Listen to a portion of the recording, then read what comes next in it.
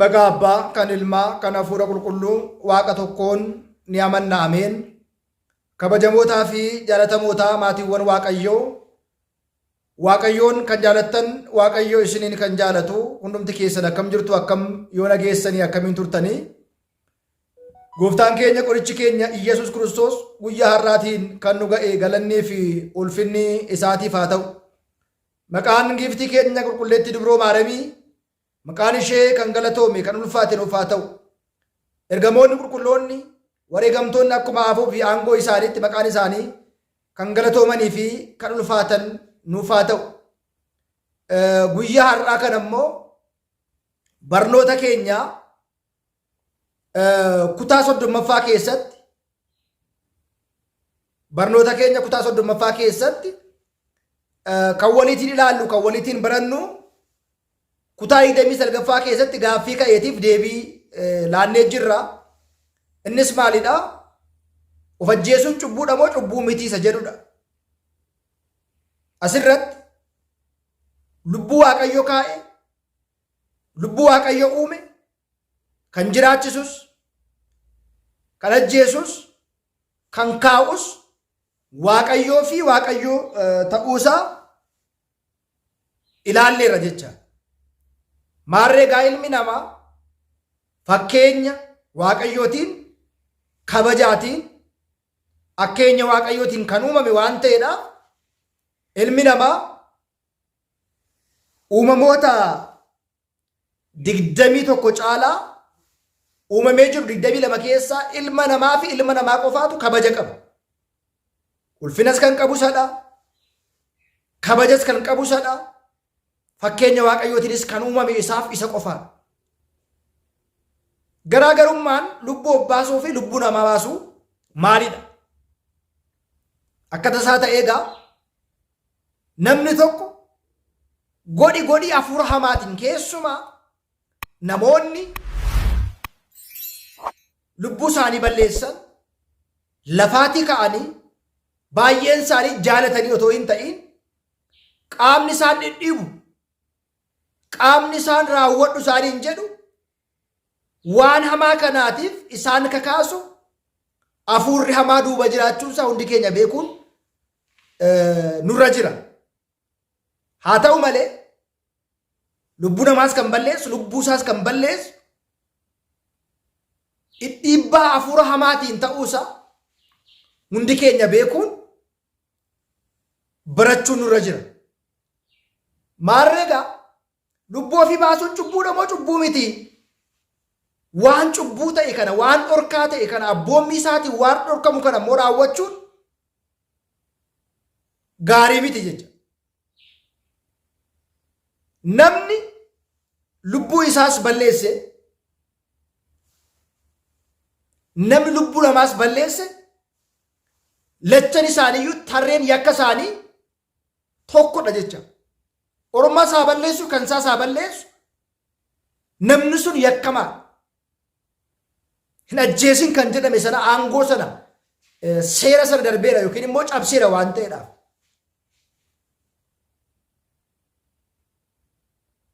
Wal fakkaataadha.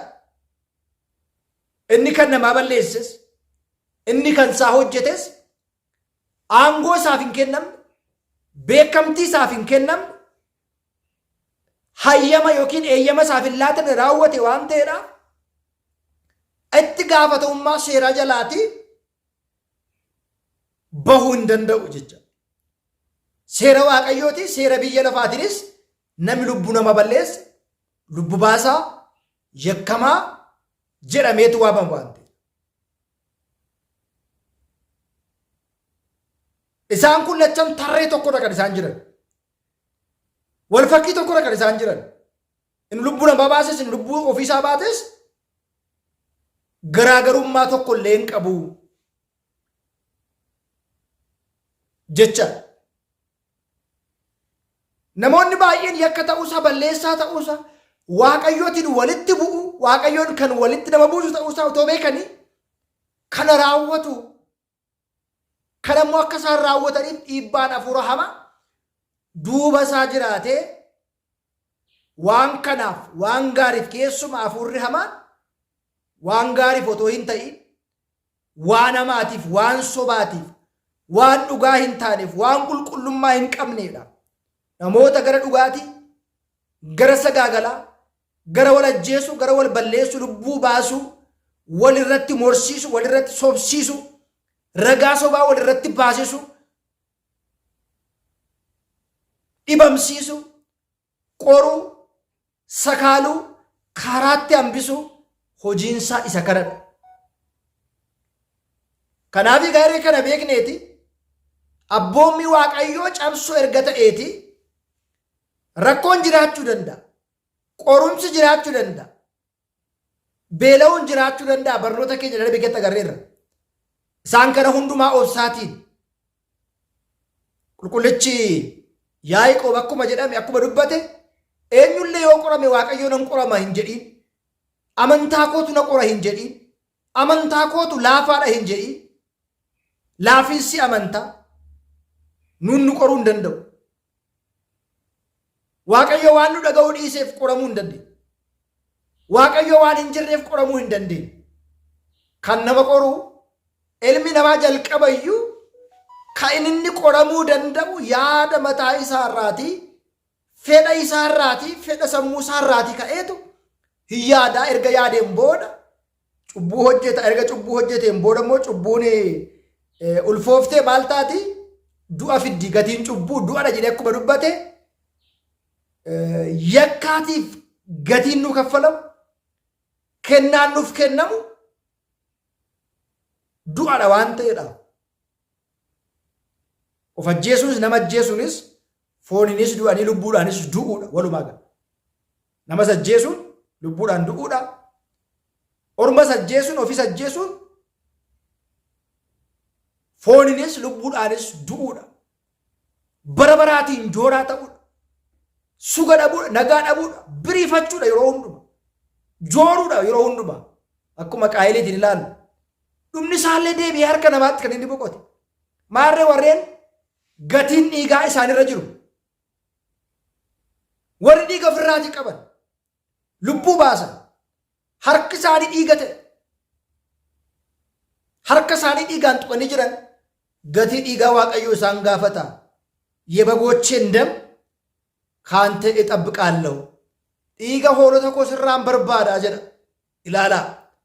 Kana jechuun tikseewwan Waaqayyoo bobbaasu dhiisnee, eeguu dhiisnee, kunuunsuu dhiisnee, yeeyyiirraa eeguu baannee yoo isaan nyaataman gatii dhiiga hoolaa keenya Kiristoos nu gaafata. Kun immoo tajaajiltootaaf, barsiisota wangeelaatiif, lallabdootaaf, daaqonootaaf, abboonota keenya lubootaaf, phaaphaasotaaf jecha himamedha jechaadha.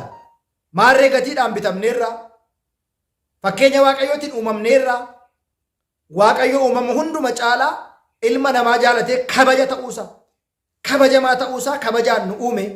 Kabajni keenya amma jirrutti biyya lafaarratti yoo dhabnees yoo argannees, yoo gammannees yoo faarfannees, yoo dhibamnees yoo fayya buleessa taanes, yoo qabaannees yoo dhabnees, yoo hiyyoommannees yoo soorommannees amma Waaqayyo nu jiraachisutti jiraannee guyyaa inni addunyaa kanarraatiin fedha isaatiin nu boqochiisu boqochuudha malee ofirratti sarkaanfii fudhachuun, namarratti sarkaanfii fudhachuun barbaachisaa miti. Keessumaa namni ofii isaatii waan milkaa'uu dideef, waan rakkateef, waan qorameef, waan dhiphateef, gididaan garaagaraa, qorumsi garaagaraa waan isarra ga'eetii fi lubbuu isaa balleessa. Lubbuu namaa immoo kan inni balleessu namni sun waan isa miidheef, waan isa rakkiseef, gidiraa waan itti baay'iseef, jiruu isaarraa waan isa kaaseef, qabeenya isaa waan fudhatee deebisuuf baateef, daangaa isaa waan jalaati dhiibeef, kallattii garaagaraatiin sababoota barbaachisaa hin taaneetiif ilmi namaa lubbuu walii wal balleessa. Daangaadhaaf, eenyummaadhaan, sanyummaadhaan, waan garaagaraatiin, aangoodhaaf, dhaala garaagaraatiif ilaalaa. Eenyumtuu egaa wangeelli keenya kan nu barsiise obboleessi keenya karaa bitaa gaafa nu dha'u mirga sitti kennachuudha. Isa nu jalaati fudhatu deebisnee kan biraa laachuufidha malee, isa nu ari'atu immoo kadhachuudha malee, bitaa koo dha'e mirga rukuta na buruqsee morma isaan dha'a ija koo balleessa ija isaan balleessa barri amma kee jiru bara dhiifamaa dhaqa kumoofaa keessatti ija kan balleessa ija bada harka kan cabse harka caba lubbuu kan baase lubbuu isaa bada murtoon yeroo sana baay'ee ulfaata Kiristoos erga dhufee ba'aa kana hundumaa baateen booda bilisa nu baaseera wanjoo garbummaa sana nurraa kaasee lafa nuti silaa du'u mallutti ofii duunee ofii waan nu fayyise lafa du'u qabnutti waan ofii du'ee lubbuu isaa nu laateef lubbuu keenyas lubbuu namaas baasuun macaafa qulqulluutiin kan dhorkamee fi seera waaqayyootiin kan tumame ta'uusaa hundi keenya beekuu fi baruun nurra jira jechuudha.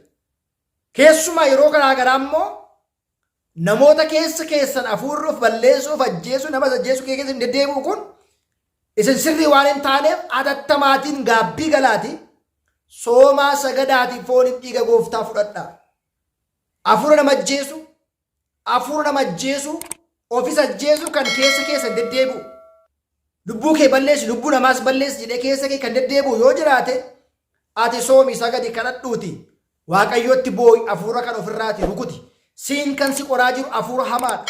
Lubbuu keessa akka baastu lubbuu namaas akka baastu kan gochaa jiru hafuura hamaa waan ta'eedhaaf hafuura kana immoo soomtee sagaddee kadhattee ofirraati mo'achuu waan dandeessuudhaaf warreen yaada akkasii keessa jirtan yeroo hundumaa marzii fudhattanii sin harkaatii bu'e funyoo fudhattanii sin harkaatii bu'e summii fudhattanii sin harkaatii bu'e namattis meeshaa qara qabu qabattanii dhagaa qabattanii billaa garaa garaa qabattanii kan deemtanii keessa keessan hafuura hamaa jira waan ta'eedhaaf dhaabadhaatii of laalaa. Murtoo kana fudhachuun dura lubbuu keenyas balleessine kan namaas balleessine kan ofii keenyas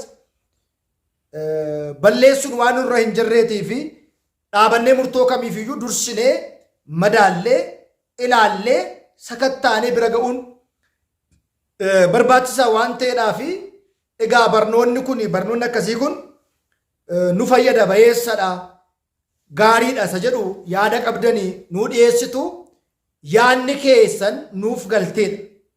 Koomentiin keessan nuuf galteedha. Barnoota kana lamman kutaa 29 fi 8 akka waraabnu kan nu godhe yaada isin kaastan ani jette obboleettii kee tokko. Lubbuu namaa ofii baasuun cubbuu natti hin fakkaatu ture. Inda'u cubbuun immoo lubbuu namaa baasuu qofa natti fakkaata jettee kan dubbatte obboleettiin keenya hin jirti. Yaada akkasii keessaa ba'aa yoo jiraattanis yoo duutanis qulqullichi Phaawulos binnimootim የጌታውንን ብንኖርም የጌታውንን jedhe yoo jiraannes kan gooftaati yoo duunes immoo kan gooftaati kan jedhu qulqullichi Phaawulos akkuma dubbate kana beekuun barbaachisaadha. Waan hamaa hafuura hamaa lubbuu baasuu dhiiga dhangalaasuu lafee cabuu uffanni sun summii dhuguudhaan bishaan keessa obbuusuudhaan gamoo irraa of darbuudhaan garaa garaatiin lubbuu namaa akka bahu hafuura hamaa godhu waaqayyoon irraatii haa qabu. Waaqayyoon hunda keessa duukaa haa ta'u galatooma nagaan nu tura.